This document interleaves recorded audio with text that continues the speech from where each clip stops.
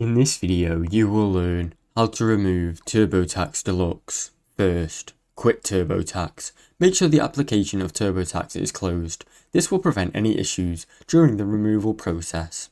Drag to the trash or bin icon. Open the folder and find TurboTax Deluxe. Drag it into the bin or the trash. This deletes the main program file on your system. Remove allocated files. In the Finder, click Go while holding the Option key and select Library. This will let you access the fitted folder where leftover files will be stored.